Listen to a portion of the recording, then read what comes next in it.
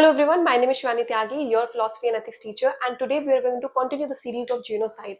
We'll understand genocide with utilitarianism, with virtue ethics, and with deontological. And not only that, we are going to understand it with the thinker Dostoevsky, what he says and what he believes, and what basically changed in his life that he thinks that capital punishment is something that should be removed and it should not be given, as this is something that he considered slow death. So now let's continue with the slide that we have left. So in the last class, we have discussed about the genocide and moral value, as we understood that this is absolute immoral, right? So absolute immoral means there is no way that you can justify this, right? So when we talk about punishment, when we talk about genocide, it says that you can never justify it. No moral values, right? No differences or no conflicts or no reason can prove that if this genocide is right or wrong, right? So can ethical theory justify it? The answer is no. So there was a situation that was given in our classroom. The situation was that what if there is a group of people, consider that group of people of like number 100, right? And these 100 people are terrorists, right? They have like done so worse in their life, like attacks, and they have like killed innocent children, they have like killed innocent women and people, right? Now we want to finish this part of group. Genocide is what, when we are going against the ideology of theirs, right? When you are contradicting them, you are criticizing them, right? And because of that differences, because of that belief, you want to finish that particular group. That's genocide, right? Now when we talk about this part, when we talk about this part, the terrorist part, where they have like ideology which doesn't match the commonness of people, so what if we have to like finish this group through genocide? Will it be considered moral? No. The philosophy and the world will say no, because when we talk about genocide, first of all we are killing people in mass, right? Then we are basically ending one ideology also. So according to thinkers, everyone exists individually, right? Like individually, even when we are not thinking about their ideology, they exist individually. They exist individually with their part, right? With their actions. That's their ideology and it should be with them only, right? So with this, even philosophy and even the part of this world will consider this act to be immoral, and in this case also we cannot justify it. Moving to the next concept, that is deontological view. Now what deontological talks about? Deontological talks about duty, right? What it says that we should move with the duty, right? Now if we are basically, regardless of our action, right, it focuses on what? It focuses on consequences. So even in deontologically, this cannot, genocide can be proved right, cannot be proved morally right? Because here in deontology we are basically talking about what? We are talking about mass killing, right? So regardless of the action, no matter what the consequences are, basically how and what the purpose was, even if the purpose was to care for the society or for the welfare of society, you are doing that genocide, even then it will be considered immoral, right? So few people sometimes justify genocide that I was saving part of the society, I was saving society to build something evil in it, right? So they justify their action. They basically build the consequences, that consequences could have like turned out to be something bad, right? So even deontological says no matter, right, what consequences are, if your actions are immoral, right, then that part will be considered immoral, right? No matter how you're going to justify it with saying that it was like important for the humanity basis, it was important for the future life, it was important for the welfare, still it will be considered immoral according to the deontological views, right? Doesn't matter how much your actions are towards the welfare of the society, right? It is not caring about that, but you have done something bad to the people, right? It will be considered wrong. So according to deontological view, basically genocide is also still considered wrong. Now moving to the next part, we have utilitarianism. So here it talks about no greater good can justify genocide. So utilitarianism focuses on what? It focuses on the maximum happiness.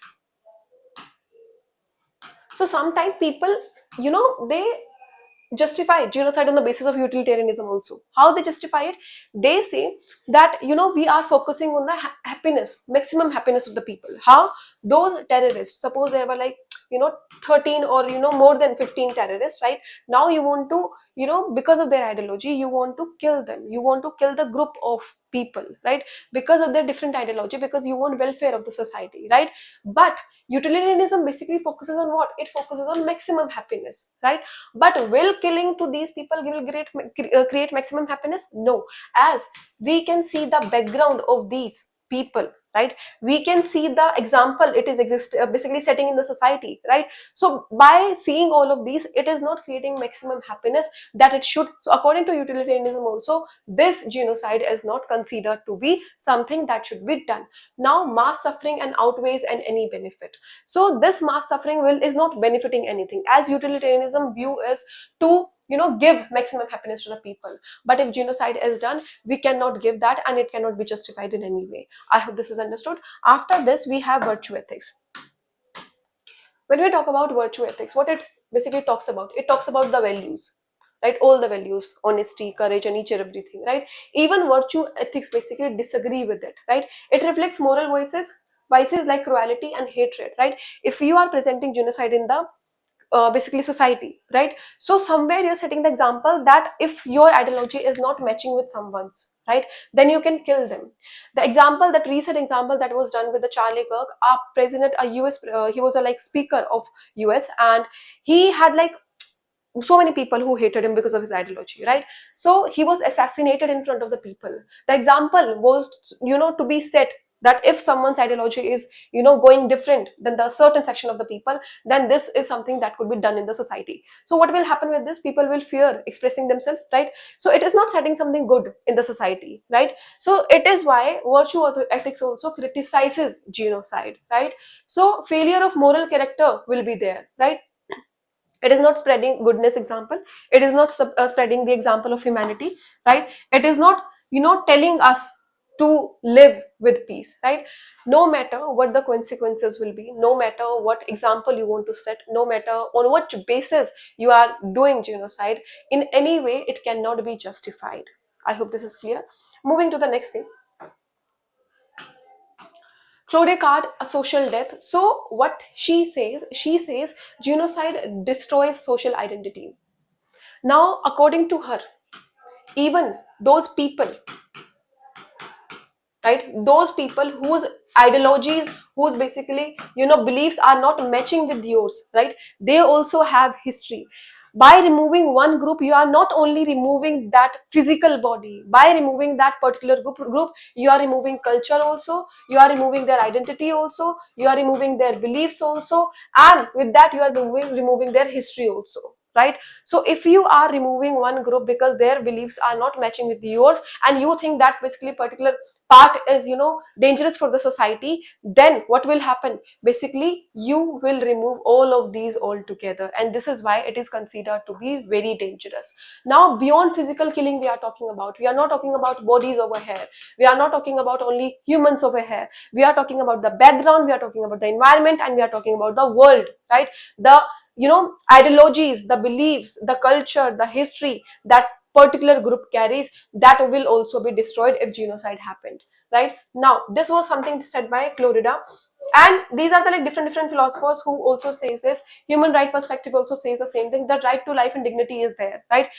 There is like no one who have the right, and same is said with the capital punishment also, that there is no one who can, yeah, right, tell that if that person should live or not, right? Because the definition varies. With the morality we have understood, the definition varies, right? So this is said that genocide, killing someone, right, because you want to, manage the killing so that they cannot harm another, right? So this is not something balanced we can like take in the society, right? Now because you want to